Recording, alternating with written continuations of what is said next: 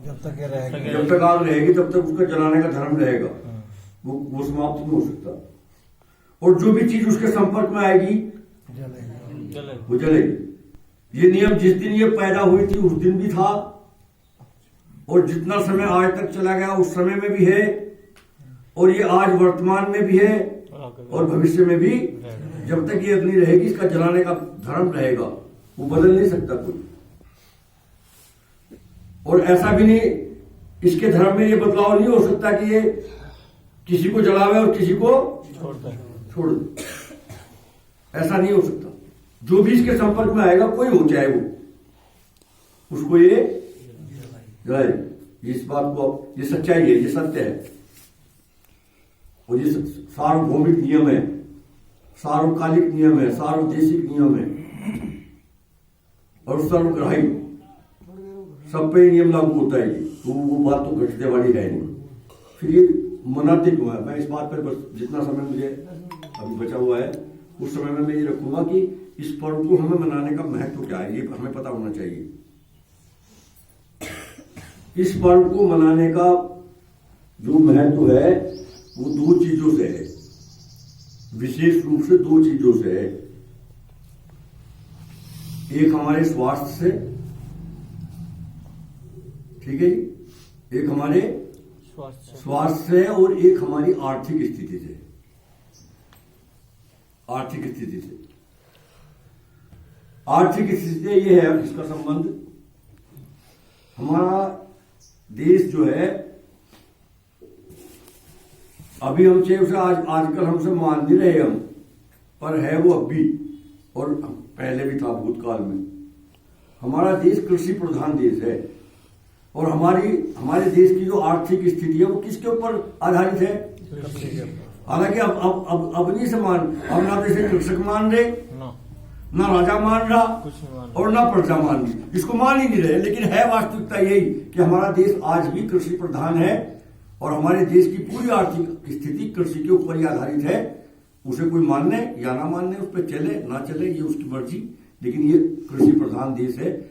और ये इसका कृषि से बहुत बड़ा संबंध है, कृषि से बहुत बड़ा संबंध है इसका।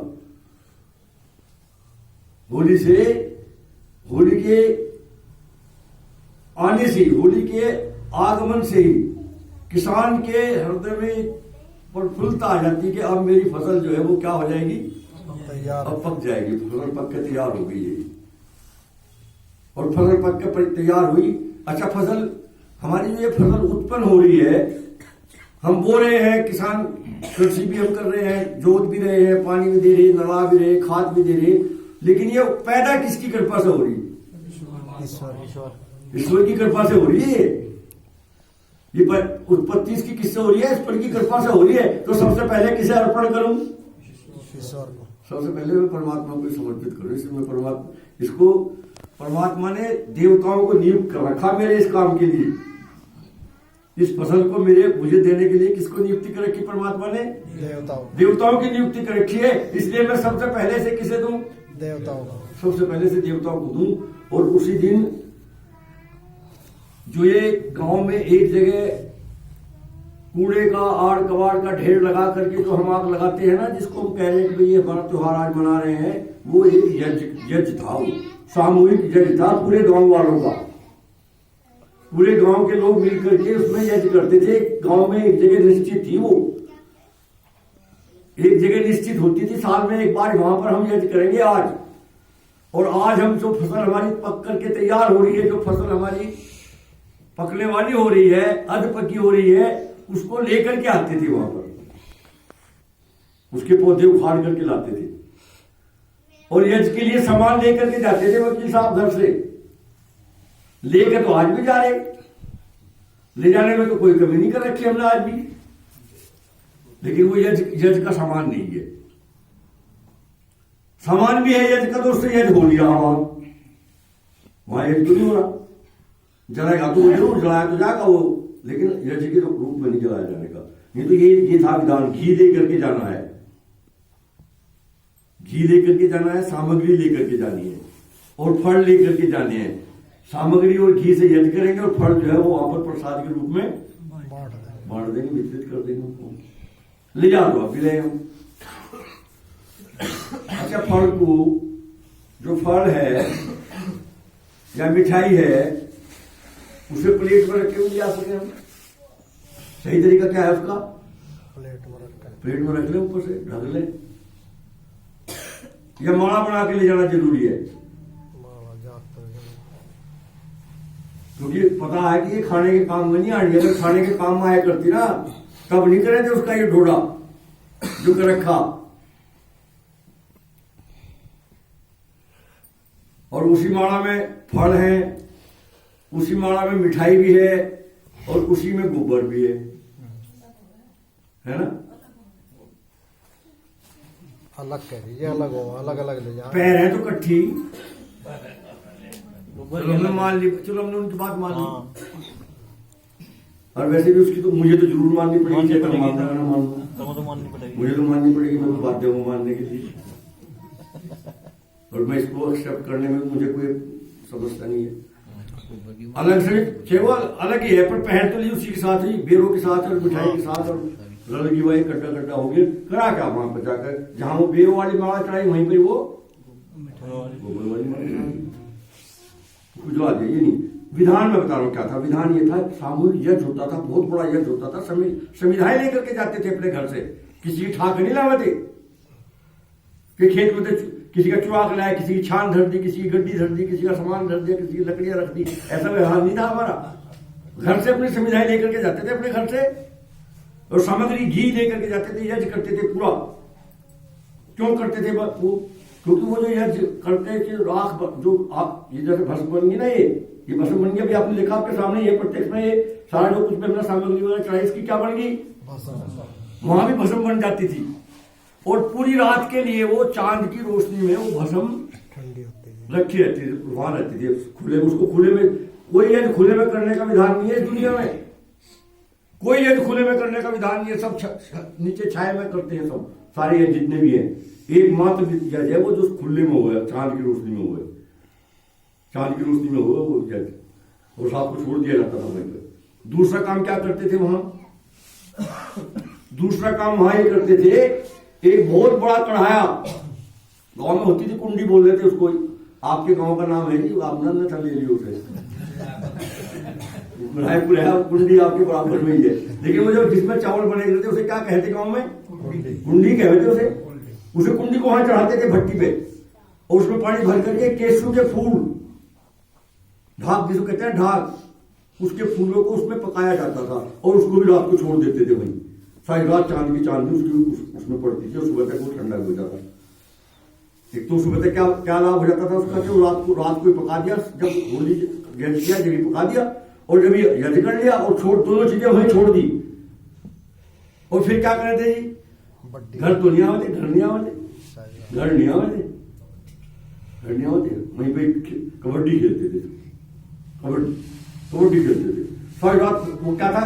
व्यायाम करते थे, शरीर को पसीना पसीना कर देते। आजकल के मौसम में भी व्यायाम करके, वो अपना अलग तरीका है, कोई कबड्डी खेलो, कुश्ती लड़ो, कुछ भी करो, उसकी मर्जी, लेकिन करते थे सारी रात। क्या महत्व? अच्छा, और ये जो आज पूर्णमासी है ना, इसका क्या महत्व है? इसका महत्व क्या? मैं इसलिए ये बताने के लिए आप लोगों को इकट्ठा कर रहे हैं यहाँ पे हम। अच्छा, ये प्रचार हो जाए हमारा, फैलेगी ये बात, मुझे कहीं से पता चली, मैं आपको बताऊँ, आपको पता चलेगी, आप और आगे बताएं, तब ये फैलेगी बात हमारी। इसलिए अच्छा, कितनी एक साल में कितनी पूर्णमासी आती है हिटलर जी? कितने महीने हो? भाई तुमने तो बिल्कुल 12 महीने हो दिया तुमने तो। अरे 12 महीने हो, और एक महीने में 12 में तो कितने होगी? 12 होगी ना। उन 12 पूर्णमासी में सबसे बड़ा महत्वपूर्ण पूर्णमासी है ये, और इसकी रोशनी उन सारी 12 की 12 पूर्णमासियों से सबसे तेज रोशनी होती है। और इतनी रोशनी होती है, आप देख लेना, आप मेरी बात का परीक्षण करके देख लेना। आज रात को जो पूर्णमासी का चांद होगा, अगर बादल हो रहे हो तो अलग बात है, अगर बादल नहीं होने के तो आप किताब पढ़ सकते हैं उसमें, इतनी तेज रोशनी होती है। ये 12 महीने में सबसे ज्यादा तेज रोशनी होती है, और इसलिए होती है ये हमारे स्वास्थ्य के लिए होती है। परमात्मा की व्यवस्थाएं हैं ये, देखो कितनी बड़ी व्यवस्था है परमात्मा की। क्या व्यवस्था है परमात्मा की, मैं पूरी समझा करके चलूंगा आपको एक बात। इस दुनिया में जितने भी पदार्थ है ना जी, जितने भी पदार्थ हैं, अगर आप उन्हें पिघला लो, तीन अवस्थाएं होती है ना पदार्थ की, एक उसका द्रव अवस्था होती है, एक ठोस अवस्था होती है और एक गैस अवस्था होती है। तो उसकी द्रव अवस्था है उसी पदार्थ की, लोहा, मैं कह रहा हूं लोहा है, लोहे को आपने गर्म करके पिघला लिया, वो द्रव हो गया ना, और फिर उसमें लोहे का टुकड़ा डालो, क्या होगा, डूब जाएगा ना, लोहे में डूब जाएगा। और दुनिया में जितने भी पदार्थ है, कोई भी पदार्थ है, अगर वो उसको पिघला करके उसमें डालोगे तो वो ठोस पदार्थ उस तरल में डूब जाएगा। अच्छा, एक पदार्थ बताओ ऐसा, एक पदार्थ, सामान्य ज्ञान की बात कर रहा हूं मैं, एक ऐसा पदार्थ बताओ जिसका, उसी पदार्थ का ठोस उसके तरल में डूबता नहीं। उसी चीज का तरल पदार्थ है वो और उसी का वो ठोस है, लेकिन उसमें वो डूबता नहीं। एक पदार्थ बताओ। नहीं, देखो बता रहे, देखो जितेंद्र जी, मतलब पूरे देख ले करो उन्हें, बाबा जी हैं वो तुम्हारे, तुम उन्होंने बता दिया। देखो, केवल मात्र केवल पानी एक ऐसा पदार्थ है जिसका ठोस उसके द्रव में एकमात्र, इसी के लिए परमात्मा ने क्यों नहीं आई, ये नियम क्यों बदल दिया अपना, जबकि और सारे पदार्थ तो डूब जाते हैं, पानी में बर्फ क्यों नहीं डूबता। वो इतना बड़ा दयालु है, वो इतना बड़ा कृपा का स्रोत है, वो इतना बड़ा दयालु है, वो इतना बड़ा हमारे ध्यान रखने वाला है, क्योंकि उसको पता था कि अगर ये नियम मैंने पानी में लगा दिया ना, तो पानी के जितने भी जीव है वो सर्दियों में सारे मर जाएंगे, सारे मर जाएंगे, क्योंकि वो तो बर्फ में तो नहीं जिंदा रह सकते, मछली बर्फ में तो नहीं जिंदा रह सकती, कहे में जिंदा रहती है, पानी में। और एक नहीं, पूरी झील जम गई, पूरी झील के ऊपर बर्फ जम गया और एक भी मछली नहीं मरी, क्यों, क्योंकि नीचे पानी है। बर्फ को ये परमात्मा ने अपना नियम बदल दिया, वहां जीवों के लिए, जीवों पर दया करने के लिए अपना नियम बदल दिया कि ये पानी जो है, बर्फ जो है पानी में, और तो सब डूबे करेंगे लेकिन बर्फ नहीं डूबे करने का, क्योंकि अगर ये डूबने लग गया तो इन जीवों का क्या होगा, ये तो मर जाए करेंगे सारे। ये है परमात्मा की दया, ये है परमात्मा का हमारे प्रति ख्याल, ये है परमात्मा की हमारे प्रति दृष्टि, वो हमें दिख रहा है हर समय, हमारे उपकार के लिए करता है। तो ये चांदनी जो है, इसीलिए चांद इसलिए जब सबसे ज्यादा चमकदार बनाया, ये इसलिए बनाया क्योंकि सारी सर्दियों में, समय हो गया जी, मैं बंद कर देता हूँ 11 बजे, फिर देखेंगे बाद में, समय से आप आगे नहीं जाते हैं अपनी बात को, कोई बात नहीं, पड़ा हम ये तो हमारे हाथ में है, मैं नहीं, लोग तो भारी बनना पड़ता है, भाई टाइम ज्यादा ले हुए, ये तो देर करते हैं जी, ये वो करते हैं, नहीं आप सबके सामने 2 मिनट में पूरा कर दो जी, 5 में होगा, 2 में नहीं होगा, 5 में कर दो, फिर आगे से नहीं कहना कुछ ज्यादा बढ़ा दिया गया, 5 में कर दो, ठीक है। तो पूरी सर्दी में ना, जितनी सर्दियां गई ना, अभी 4 महीने सर्दियों के गए, ये हमारे शरीर में 3 दोष होते हैं, हमारे शरीर में आयुर्वेद के हिसाब से, वात, पित्त और कफ। ये तीनों दोष जब ये बढ़ जाते हैं तब ये हमें हानिकारक पहुंचाते हैं, हानिकारक, फिर हमारे शरीर को हानि पहुंचाते हैं। तो सर्दियों में कफ दोष बढ़ता है, और वो इतना बढ़ जाता है, इतना बढ़ जाता है कि पूरे साल में वो कम नहीं होता, पूरे साल तक अगर उसे कम, अब हम कम नहीं करने के ना, आज होली पर ही कम करने के, तो फिर सारे साल तंग करेगा, सारे साल सताएगा फिर वो हमको, उसको कम करना। तो क्या होता था, जो वो चांदनी चमकती थी, उस राख में जो भस्म बन जाती थी ना, ये उसके अंदर आ जाता था उसका गुण। और जो पानी पकाया था ना हमने उसका, केसू का, ये भैया कल पूछते थे, मौसम बदल गया भाई, सारा मौसम बदल गया विनोद जी, आजकल तो पूरी बाहर आए हुए थी केसू के पेड़ पे, अब एक भी फूल नहीं आ रहा। मैं 15 दिन से ढूंढ रहा, जहां तक मैंने देख रखे थे ना केसू के फूल, वहां सब जगह गया मैं अपनी स्कूटी उठा करके, एक भी फूल नहीं आ रहा किसी को। ये मौसम बदल गया हमारा, ये तो बदल रहा है, हमने बदल दिया सारा वातावरण, एक भी फूल नहीं आ रहा वहां। नहीं तो फूलों को भी पकाया था ना, जो क्वास बना, उसको बोलते हैं आयुर्वेद में क्वास बनाते हैं उसको। चांदनी जब उसमें सारी रात चांद की वो तेज रोशनी उसमें पड़ती थी, उसके अंदर कफ को दूर करने का गुण आ जाता था, वो दवाई बन जाती थी कफ दूर करने वाली। और सुबह को क्या करते थे, सुबह मैं समाप्त कर रहा हूं अपनी बात को, सुबह सुबह वो जो राख होती थी ना, हवन की जो भस्म होती थी, उसको रगड़ते थे सारे शरीर पर व्यायाम करके। जब पसीना आया हुआ होता था, सारे शरीर के सारे रग, जिनको बोलते हैं ना, जो रंध्र बोलते हैं उनको, जिनसे पसीना निकलता है, वो सारे खुल जाते थे और उसको एक दूसरे के रगड़ लेना थे। रगड़े तो भी रगड़ने में कोई कमी नहीं हमारे, पर हम तारकोल, काला तेल और केमिकल, मट्टी तेल, ये रगड़े तो भी, रगड़ने में तो कोई कमी नहीं है हमारे। कल को चलेगा सारा दिन रगड़ा, लेकिन रगड़ते क्या थे, रगड़ना क्या था, भस्म। ये भस्म रगड़नी थी इसको फेंकना नहीं है। कल को इसको तमाम ठंडे कर लेना, इसको तसले में ठंडी कर देना और फिर सारे जगह रगड़ के इसको फिर नहाना। और केसर के फूल वैसे तो है नहीं, कहीं पंसारी की दुकान पर मिल सकते हैं, वहां से ले आइए, उनको पका करके उससे नहाना। ये कफ दूर करने की विधि थी। ये तो रगड़ने से हो गया जी चोर साहब। अच्छा, ऐसा होता नहीं था, मैंने तो देखा, मैंने एक ही बार देखा अपने गांव में कुंडी में पकाते हुए पानी